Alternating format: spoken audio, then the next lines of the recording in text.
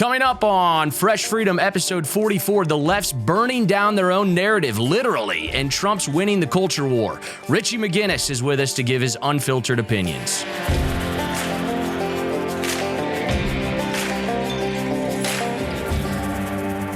Welcome to the Fresh Freedom Podcast, featuring freedom-focused representatives who are fighting for conservative values and defending your constitutional rights. I'm Nate Lucas, joined as always by Representative Eric Burleson from Missouri, and our special guest is Richie McGinnis. Richie is a journalist, video producer, and author known for his frontline coverage of civil unrest and major political events. He gained national attention for his eyewitness reporting during the Kenosha riots and has covered protests across the United States, offering an unfiltered perspective on the chaos and media narratives. Richie, how are you? Fresh Freedom, that sounds good. There wasn't much of that on the streets in 2020 to 21, that's for sure, during the pandemic and all the unrest that was going on. But yeah, there's a new opportunity, new page here.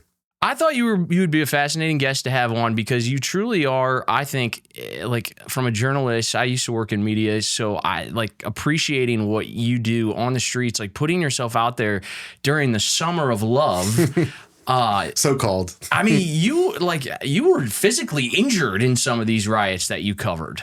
Yeah, I took a couple tear gas shells off they're supposed to shoot the shell off the ground to reduce the velocity, but I would dress up basically like the protesters / rioters because I'd rather be at the mercy of the cops than at the mercy of a sucker punch. So in Portland, I got shot with 2 shells. The guy did not shoot it off the ground. He shot it right into me, and I was dressed up in a gas mask, and I was live on Facebook for Daily Caller, and blasted me in the arm. I went to pick up my phone, which was still live, and then he shot me in the leg. So that was, and then there's some billy clubs. There were some scars involved, but I guess I came out intact. But they were mostly peaceful, right? Well, yes, I mean, that was the narrative that came out of. I mean, it was interesting to see the escalation over the summer, but I was actually there during the St. John's Church Bible photo op, which people don't realize. I cover in the book. It really kicked off the summer of love. And that apoplectic reporting of CNN saying, Trump ordered the cops to tear gas, which they weren't using tear gas. They're actually using smoke grenades, not the same thing. And they said rubber bullets. Now, the difference between a rubber bullet and what they were using, the little paintballs, pepper balls, that's like a pool noodle and a baseball bat. So that first day, after the first weekend of rioting, after George Floyd was killed in Minneapolis, that first weekend, there was riots across the country, including DC, and then park police actually made the decision to clear the park. Trump was not involved in the decision, according to an IG report a year later, but the air wasn't cleared at the time, and CNN really kicked things off, saying, claiming that Trump basically took these peaceful protesters and used all these munitions that weren't even used, and that set the stage for the whole summer of the mostly peaceful protests. So having been embedded with them, that must have been fascinating because they kind of thought, or they ignored you because you were dressed like them. But what were you able to learn? Well, yeah, our methodology was basically Daily Caller. We had a young video team. And from that first weekend, I could see that the corporate entities with their big cameras, whether it was Fox or CNN, they were sitting on the periphery, shouting these platitudes. But when you're actually in there, we had our cell phones. We're just a young, nimble team. We would go where the action was. And we would try to gain the trust of whoever we're on the ground with to say, hey, why don't you tell me why you're here in your words? And that was much different from what the corporate press was doing, which is sitting on the periphery and shouting, coming up with their own conjectures about what was going on. So we just recorded the interviews and relayed the footage back to the people at home and let them decide for themselves. But I think what I gleaned from that summer compared to now, Trump 2.0, the protesters on the ground for BLM were much, much younger.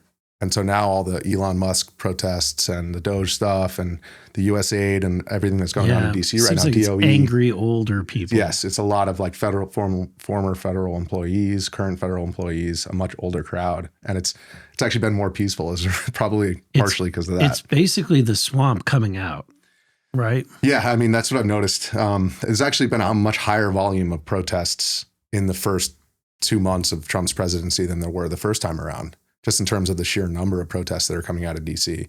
But it's a much older crowd, and it is basically all these government employees, a lot of people working within these entrenched bureaucracies.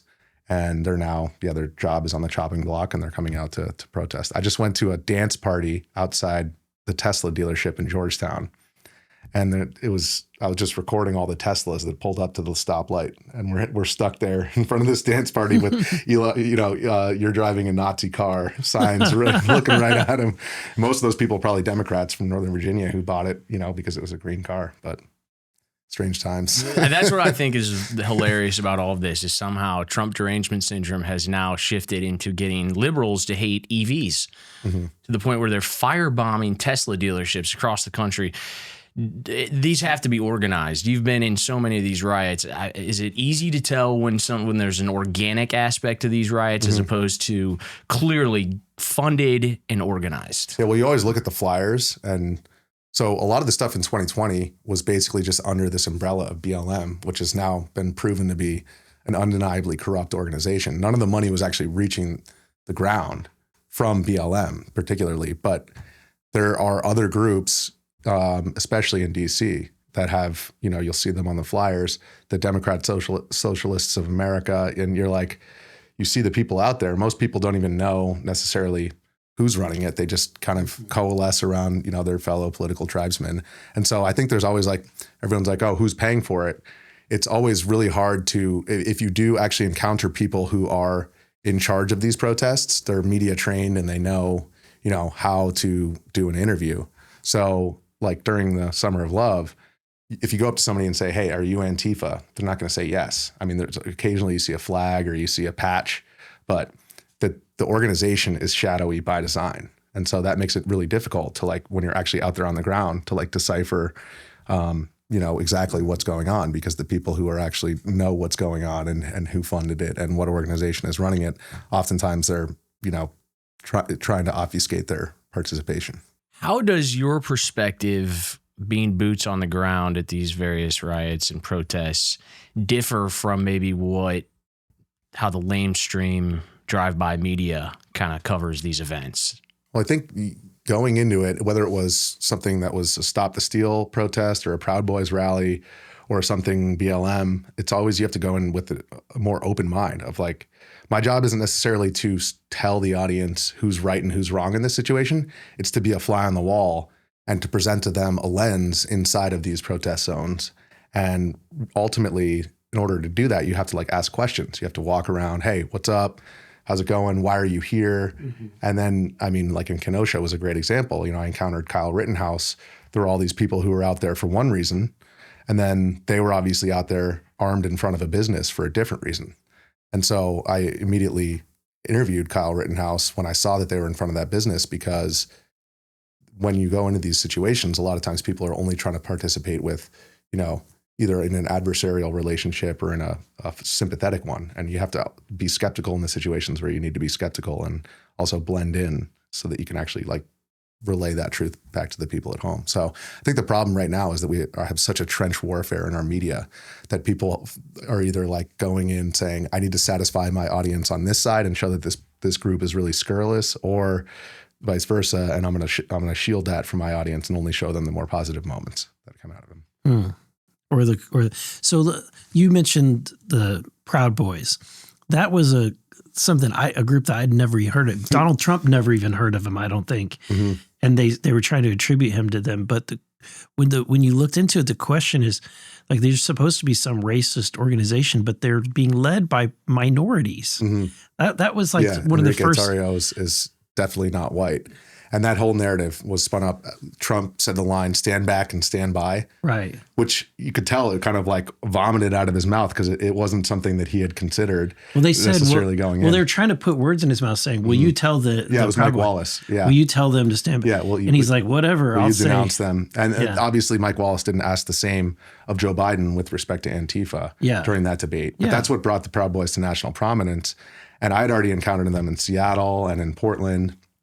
But that's what brought them into the national fold. And then with the Stop the Steals, we saw them descend on DC.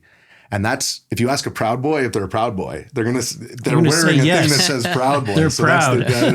There's a difference between the two. And obviously, going into the protest, I would have to change my approach, change my attire. And, you're again trying to gain their trust. So I'd bring White Claws out to the BLM stuff, and then I'd bring Budweisers and Marlboro Reds out to the, well, I'd bring cigarettes everywhere, to be honest. But, that's how I'd break the ice is, hey, you want to crack one? And that's ultimately, I think, what's lost in our current age of journalism is that people go in with an agenda rather than with an open mind. And it's, you see how obviously this city is very divided at this particular moment, but our media, it's not just the politics, it's the media as well. And so if you're going to traverse between those two sides, then you have to just like kind of be like, hey, I'm out here just trying to figure it out. And why don't you help me by telling me what's up? Somebody's kind of like emerged lately is Michael Schellenberg.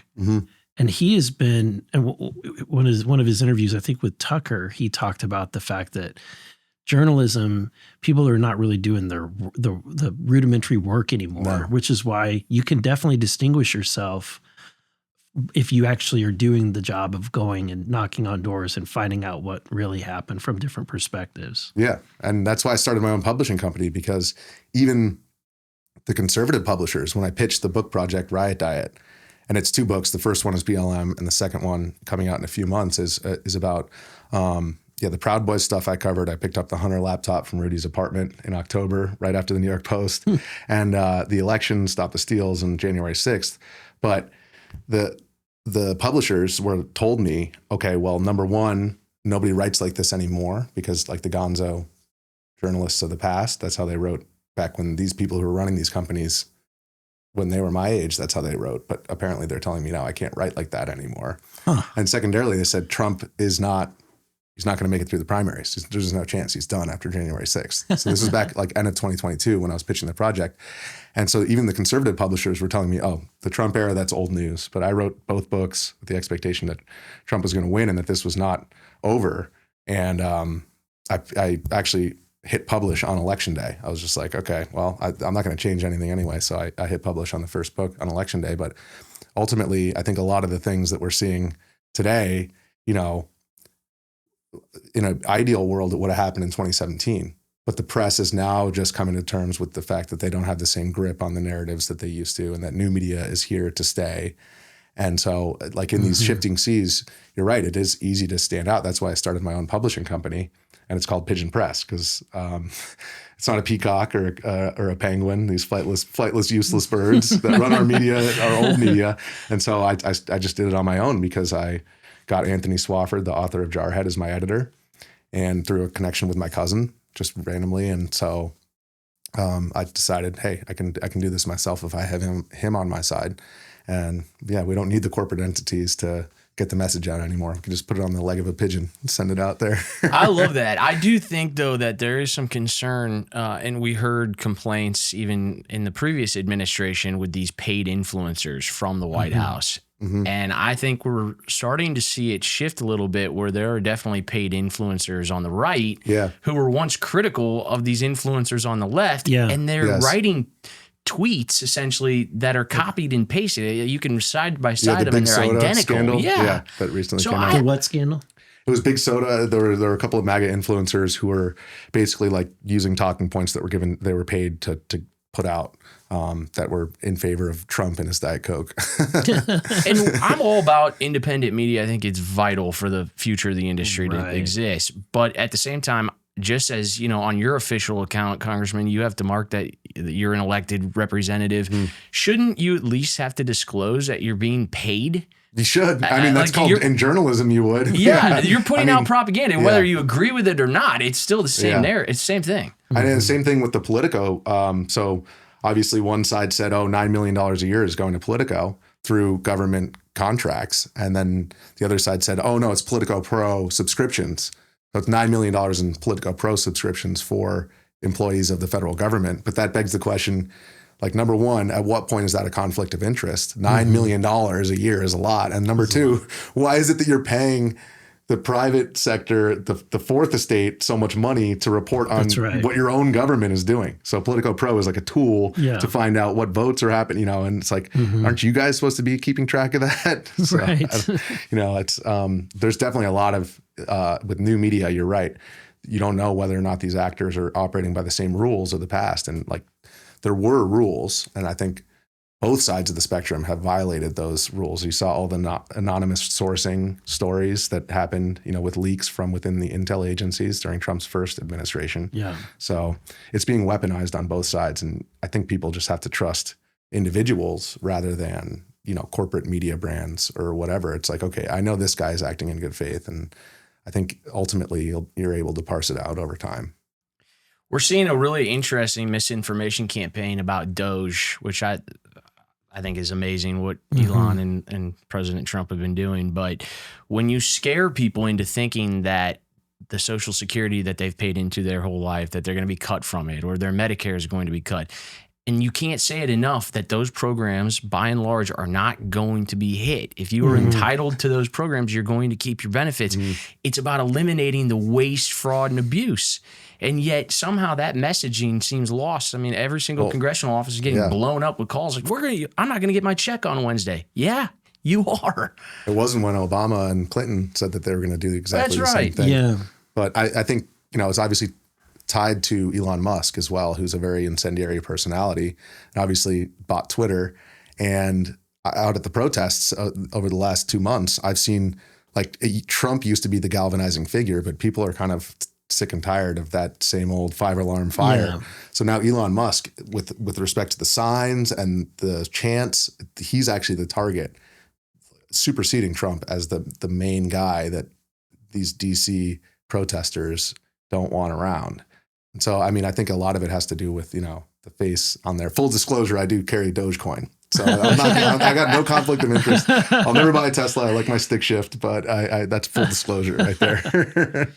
I do think it's funny how their response to Elon is really to punish themselves and to say, I'm gonna either destroy my Tesla or I'm gonna sell it for a lowball offer, right? Or the Democrat senator who got a Tahoe. Right. Just and a lot of the Democrats in DC, they were driving Teslas. Yes. And so it is interesting. AOC drives a Tesla. Mm-hmm. It had Tim Walz parading around on the stage the other day, bragging about Tesla stock plummeting. He made no mention of the interest that the state of Minnesota had in shareholds from Tesla. And then also, Tesla is an American company that employs roughly 70,000 Americans. What kind of person would cheer against a demise of an American company like that? Right. And at this point, it's a publicly held company. So he's not, Tesla itself is a separate entity. They're not the ones doing Doge, but yet they're going to try to attribute the efforts of Doge on Tesla, right? But ultimately, our discourse is being animated by personal animus, and a lot of it is directed towards Trump, but now Elon Musk too. So you also have to ask yourself how much of, this reporter is based upon how much they don't like Trump and don't like Elon Musk. So right now there's a group called Indivisible, right? Have you followed this group? Mm-mm. This is the new group that's kind of I think the fact Acorn it went away, right? It got it got a bad reputation and then it kind of went away and it evolved. Eventually, BLM came up and then it kind of went away, Antifa. And now it's this Indivisible is the kind of organizing structure that is getting people to these town halls around the United States at trying to entice Republicans to come in. What advice would you have for lawmakers on how to respond to these requests to show up at a town hall event?